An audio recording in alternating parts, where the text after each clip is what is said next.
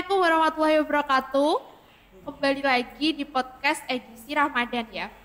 Buat teman-teman, sobat puitis yang suka sama dunia kepenulisan atau yang mulai mau belajar menulis, ini cocok banget karena hari ini kita bakalan ngobrol sama salah satu mahasiswi PBSI yang novelnya ini pernah lolos dalam penerbitan. Halo Kak Divya. Halo Kak. Apa kabar? Alhamdulillah baik. Kita terakhir ketemu kapan? Terakhir ketemu tadi malam. Kita gak pernah ada yang namanya terakhir ketemu karena setiap hari ketemu. Rumahnya aja deketan. Iya. Oke, pertanyaan pertama nih. Oke. Kan pernah lolos ya novelnya. Iya. Nah itu di tahun berapa Kak? Udah lama sih sebenarnya, waktu itu tahun 2018. Tahun 2018. Ya, waktu masih SMK, kelas 2 kalau tidak salah. Udah masih SMK ya? Iya.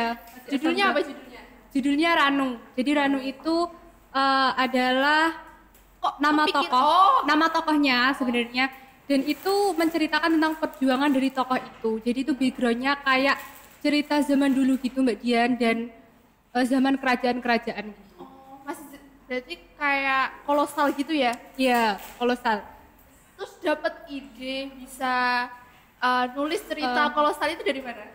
Ide sih sebenarnya baca-baca di internet itu kan, yang lagi booming itu waktu itu kan ceritanya kolosal-kolosal gitu. Ada juga template sih, tapi template itu menurut aku udah terlalu biasa banget gitu. Jadi aku mencoba untuk menulis yang genre kolosal. Karena jarang ya Mas Yan. Iya, jarang ditemuin penulis itu menulis yang kolosal itu jarang. Iya, dan ini menurut aku tantangan banget buat nulis kolosal, soalnya kan kita hidup di zaman yang modern. Ya. Jadi kalau mau berpikir ke belakang itu juga perlu riset dulu pada tahun sekian itu ada kondisinya bagaimana gitu. Dan itu jadi harus juga kalau ke riset itu.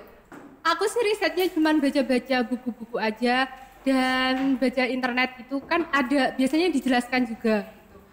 Jadi aku belajar tentang kondisi-kondisinya itu benar-benar dari internet aja, dari buku aja, dan nggak pernah kayak di tempat sejarah itu nggak pernah.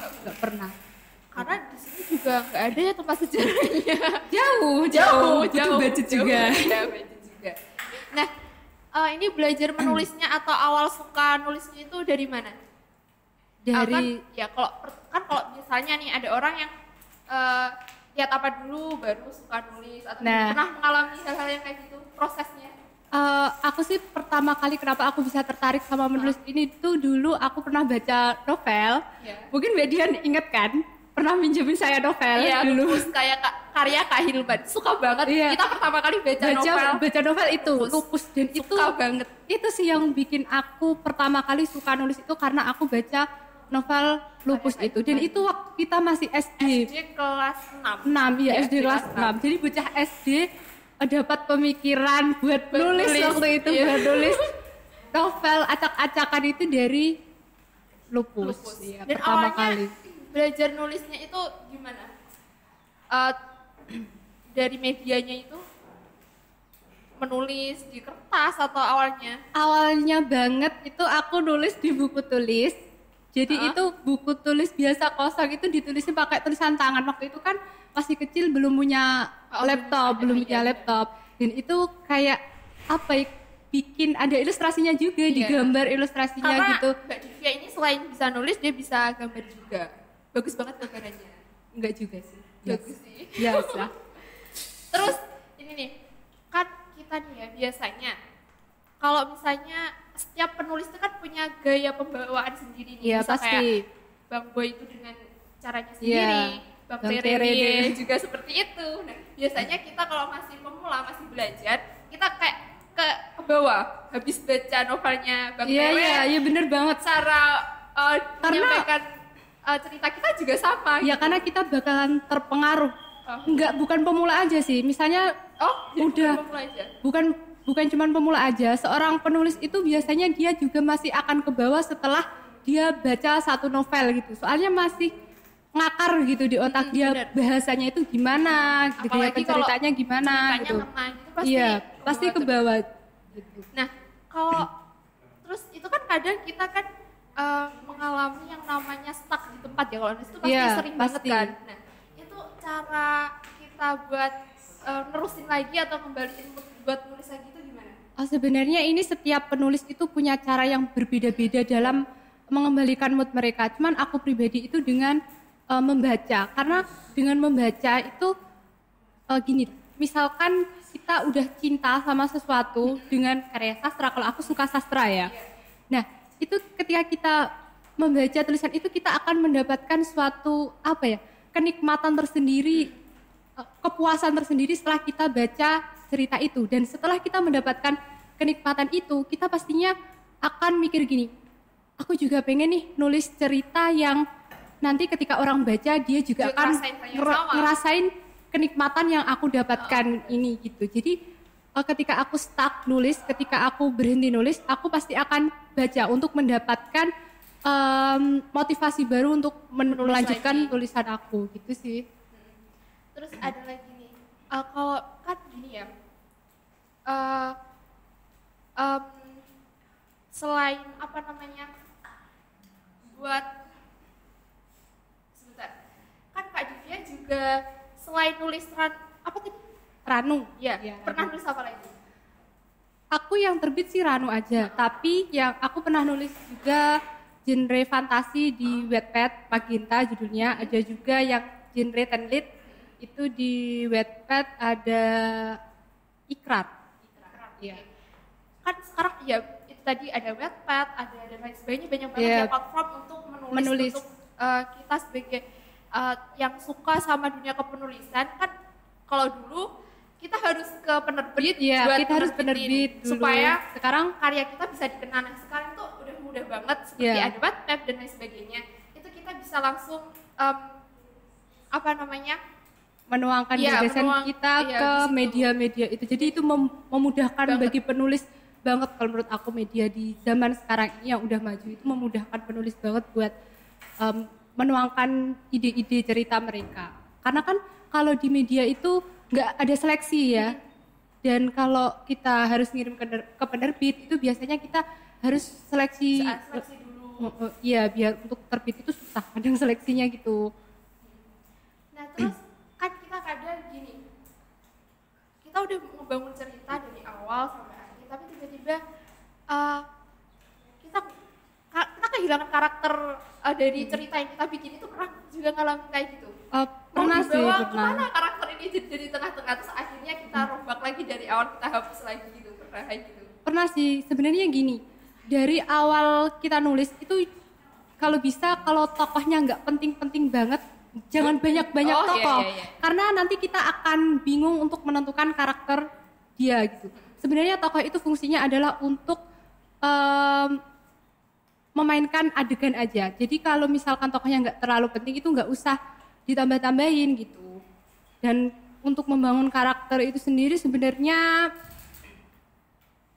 juga harus dibedakan dari karakter yang lain, tokoh yang lain. Jadi setiap tokoh itu harus punya karakter yang berbeda-beda dan itu harus mencolok. Kenapa harus mencolok? Karena supaya pembaca kita itu nggak bingung nggak bingung. Jadi satu tokoh dengan tokoh yang lainnya. Ketika dia kenal tokoh A gitu, pembaca pasti bisa ingat, oh iya ternyata tokoh ini itu wataknya gini, yang tokoh ini wataknya gini gitu. Dan itu jadi daya tarik sendiri untuk sebuah novel ya, dengan karakter itu. Iya, benar banget. Terus gini, ada juga yang dulu kita pernah ikut seminarnya Bang Terelie. Beliau bilang kalau nulis itu kita nggak boleh berdasarkan mood. Bener nggak? Iya, bener Bang. Karena kalau misalnya kita cuma nulis karena kita mau aja, terus besoknya kita nggak mau, terus ya udah, berarti kita nggak akan ada kemajuan. Tapi kalau kita setiap hari nulis entah apa yang ada di pikiran kita, pokoknya setiap hari harus nulis, harus konsisten, itu berpengaruh banget sama kemampuan penulis itu. Karena kalau mau jadi penulis itu yang harus kita perhatikan itu kita harus sering-sering berlatih. Karena berlatih itu penting banget. Kita gini aja deh, pokoknya kalian nulis aja, nggak tahu apa yang harus kalian tulis, pokoknya tulis aja, entah itu jelek ataukah bagus, itu pokoknya kalian harus nulis setidaknya setiap hari itu 1 halaman. ketika nanti kita udah misalkan kita udah sering berlatih, coba deh kita lihat setahun kemudian kita baca lagi tulisan kita yang dulu, pasti sudah ada kemajuan dari Pasti bahasa ada, kita, dari berakhir dengan kita ketawa kita kenapa nulis kayak gini. Iya dulu Mbak Dian masih ada kan bukunya waktu SD, Ada. pasti udah Pasti gak malu, jelas banget malu. kan. Pasti malu. Kenapa dulu ya aku nulisnya kayak gini? Ini Tapi apa? itu Gitu. tapi itu kebanggaan tersendiri sih buat kita, karena ketika kita baca karya kita di masa lalu kita pasti mikir, oh ternyata dulu sebelum aku seperti ini aku pernah nulis, dan nulis kayak gitu. aku pernah berproses sebegini kacaunya Iya, gitu. benar. Dan sebenarnya saya emang iya malu sebenarnya, kita kenapa nulis kayak gini tuh malu, beneran malu. Cuma senengnya itu kita bisa lihat perjalanan dari ataupun proses dari yang kita lewatin itu juga termasuk Dan itu berharga banget untuk hidup kita, karena itu adalah salah satu langkah awal kita sebelum kita menjadi sukses. Itu benar. Nah terus selain ini Kak Divya kan selain nulis novel juga nulis puisi juga atau gimana? Puisi juga suka? Iya, suka puisi juga, cerpen. Karena itu kan satu aliran juga kan, sastra. Aku suka sastra. Tipsnya nih buat kita yang masih pemula itu kalau mau nulis itu harus gimana dulu? Dulu ya novel maupun cerpen itu kalau Kak Divya dulu kalau novel, cerpen itu tips menulisnya yang pertama itu kita harus membuat awalan yang menarik. Kenapa awalan harus menarik? Jadi diibaratkan suatu karya, suatu tulisan itu adalah sebuah rumah. Nah, orang itu kalau lihat rumah pasti dari luarnya dulu kan. Nah, jadi seni bagaimana kita mempercantik rumah itu dari luar itu ada di awalan dari cerita itu. Jadi harus benar-benar menarik supaya pembaca itu bisa memasuki cerita kita lebih dalam lagi, supaya dia itu lebih penasaran lagi sama cerita kita gitu. Dan yang kedua gitu, setelah mempercantik awalan, kita itu juga harus menguatkan tokoh itu tadi. Jadi setiap tokoh itu kita harus menekankan karakternya ya. Jadi tokoh itu penting banget dalam cerita. Yang membawa cerita itu bagaimana alurnya, yang menjalankan alur itu kan tokoh. Jadi karakternya itu harus kuat dan bisa dibedakan. Dan ini ada satu tips lagi, buat dialog yang sedikit tapi mengena gitu. Jadi sebenarnya menurut aku tuh gini Mbak Dian. Gimana? Suatu cerita, entah itu cerpen atau entah itu novel, itu perbandingan antara deskripsi sama dialog itu 3:1. Jadi lebih banyak deskripsinya dibandingkan dialognya. Jadi misalkan ada adegan berantem gitu ya, berantem saling tonjok gitu, itu kita deskripsikan bagaimana si tokoh A sama tokoh B itu saling melawannya itu bagaimana, apakah dipukul, apakah ditendang, atau kita harus mendeskripsikannya itu semua. Bahkan kita juga harus mendeskripsikan bagaimana sih keadaan sekitar ketika adegan itu terjadi gitu, keadaan alamnya juga gitu. Dan dialognya dikit aja tapi mengena gitu. Jadi iya benar, karena kadang kok kebanyakan dialog itu akan lempeng sih. Iya. Kayak jadi naskah drama dong. Nggak ada bedanya. Iya, benar. Berarti kita harus banyak banget ya mengetahui kosakata itu. Iya. Banyak banget harus. Energinya penulis itu di membaca. Jadi kalau kita banyak membaca, insya Allah nanti kosakata kita juga akan bertambah. Dan kadang-kadang tanpa kita sadari kalau kita biasa membaca gitu, kadang-kadang kita itu bisa membuat kata-kata kita sendiri. Maksudnya dalam hal benar-benar penulis belum ada yang pakai itu, tapi kita udah pakai gitu. Pernah gak sih? Pernah, dan itu akan menjadi ciri khas kita. Ketika kita jadi penulis itu akan menjadi ciri khas kita yang sangat melekat pada diri kita gitu. Aku juga dulu awalnya kalau baca gitu, ini kata apa nih? Kayak belum pernah tahu gitu. Tapi pembaca paham, bacanya paham. Karena kan dikombinasi sama kata-kata yang lain gitu. Jadi jadi kata-kata yang baru. Mbak Dian menulis juga loh. Tapi kan masih aku masih enggak, coba-coba aja. Kalau kan Kak Divya juga nulis puisi. Iya. Itu menurut Kak Divya lebih gampang gimana? Nulis cerpen kah atau novel atau dibandingkan sama Gampang. puisi? Iya. Gampangnya Semuanya gampang ya kalau kayak enggak juga. Gampangnya sih puisi karena cepet kan dia cuma dikit, ya, tapi gregetnya, ya, feelnya, enaknya di hati itu novel. Novel ya Karena kita itu tahu adalah suatu alurnya. kisah. Ya, Ketika kita menulis novel, pasti misalkan sebulan nih, kita pasti akan punya kayak masuk rumah baru. Kita punya dunia sendiri tuh. iya. Kita jadi penulis pasti seperti rasanya kita itu masuk dalam suatu cerita yang kita buat sendiri gitu. Jadi seru kan? gini, jadi penulis itu sebenarnya enak ya. Soalnya gini, misalnya nih, Iya. kita bukan maksudnya nggak menerima takdir atau kayak gitu, tapi kayaknya kita tuh bisa buat takdir sendiri. Iya. Bener nggak sih? Ketika kita nulis, kita itu kayak sedang menulis takdir kita dan Iya. kita jadi tokoh dalam, kita akan memainkan tokoh dalam cerita kita. Kayak kita misalnya mau protes di dunia, tapi kita nggak bisa, tapi kita Iya. bisa protesnya bisa lewat novel Iya. atau karya ini gitu, dan itu menarik banget. Itu sukanya aku sama penulis tuh kayak gitu. Karena kan tujuan karya sastra itu emang menuangkan gagasan dari penulis gitu. Jadi ya sesuai lah sama hasilnya.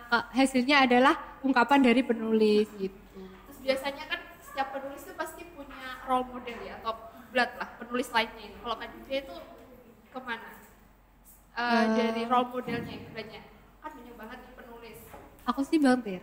Bang Bang Tere. Tere. Bagus banget soalnya ya novelnya. Karena gini, meskipun novel pertama kali yang aku baca itu Lupus, tapi Kok itu kan yang memotivasi supaya iya, dari awal. Iya. Tapi yang Pertama kenal benar-benar sastra. bikin aku mengerti tentang kehidupan, mengerti tentang benar-benar cara menulis yang baik itu Bang Tere sih. Iya. Udah banyak banget novel-novel yang beliau tulis dan itu semuanya bisa menginspirasi banget kalau menurut aku sih. Karena ya sukanya lagi sama Bang Tere tuh beliau kalau bikin novel nggak muluk-muluk ya ceritanya. Ceritanya itu sebenarnya dia sederhana simple. banget. Bahkan ada novel yang Mbak Dian pernah baca nggak? Rindu. Novel itu tebel banget. Tapi kalian tahu nggak? Novel itu cuman mengisahkan tentang kejadian di kapal. Padahal itu tebel banget. Jadi sebenarnya ceritanya simple sih. Cuman bagaimana cara dia mengemas cerita aja agar pembaca itu jatuh cinta sama cerita beliau. Karena itu ya kita suka sama Bang Tere. Karena emang dia itu kalau bikin gitu Mbak Dian juga mengidolakan. kata-katanya sederhana banget. Dia itu kreatifnya luar biasa. Iya. Agak kepikiran gitu di otak kita. Dan produktif Iya. sekali ya. Novelnya saya kira Bumi Bulan Matahari itu Udah mau sampai jadi gitu trilogi. Ternyata masih Panjang sekali kisahnya. panjang. Dan itu seru loh meskipun Kita nggak masuk ke nalar kita sebenarnya. Ada desa yang bisa Iya, berbeda. tapi setiap masuk musimnya, akal tapi ya kalau kita lihat kalau dulu di zaman itu mungkin nggak masuk akal. Kita kan dulu bacanya belum sedewasa ini ya. Jadi SMA iya. udah baca. Iya, Tapi SMA. udah nyantol lah. maksudnya kita dulu belum kepikiran karena belum teknologi kan belum Canggih. secanggih sekarang. Jadi kita dulu mikirnya emang bisa ada kayak gitu. Tapi kalau udah Bisa lihat jadi. teknologi Iya. yang sekarang ya bisa aja itu bisa Tapi jadi Bang aja. Tere kalau bikin suatu kisah pasti ada penjelasan ilmiahnya iya, kok. bener. Jadi kita bisa Nggak dinalar, cuma- bisa dinalar. Iya bisa dinalar, gak cuma kayak apa namanya, beliau itu bukan cuma menghayal tapi emang bener-bener Halunya berkualitas ya, ya Bun. dia berkualitas. Bener. Selain ini sebenarnya kalau untuk dulu Kak Divya ini sebagai penulis kan emang banyak banget ya orang-orang di luar sana yang kayak nggak terlalu suka gitu loh sama penulis, itu pasti dipandang rendah. Apa sih penulis itu gitu? Iya, bener Dari banget. mungkin ya itu mungkin dari segi ekonomi dan lain sebagainya, itu hasilnya apa sih penulis, pastinya gitu kan. Ya kalau mau kaya sebenarnya nggak usah jadi penulis. Karena penulis itu nggak kaya tapi bisa membuat kita tentram sih kalau menurut iya, aku. Karena kalau kalian bekerja karena gini, nggak cari uangnya di penulis itu. Bahagia kalau aja kan? pekerjaan yang paling bagus itu menurut aku adalah hobi yang dibayar. Nah itu termasuk penulis itu hobi yang dibayar.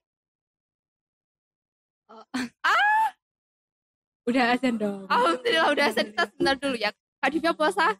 Alhamdulillah puasa. Oke, karena kita udah mau masukin buka puasa, kita closing dulu ya teman-teman. Oke, minta airnya dulu buat masnya, boleh?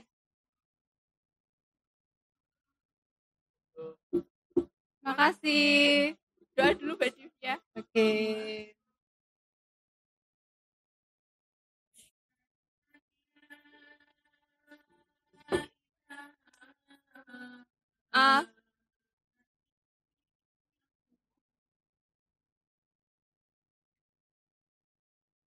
Oke buat teman-teman, makasih ya.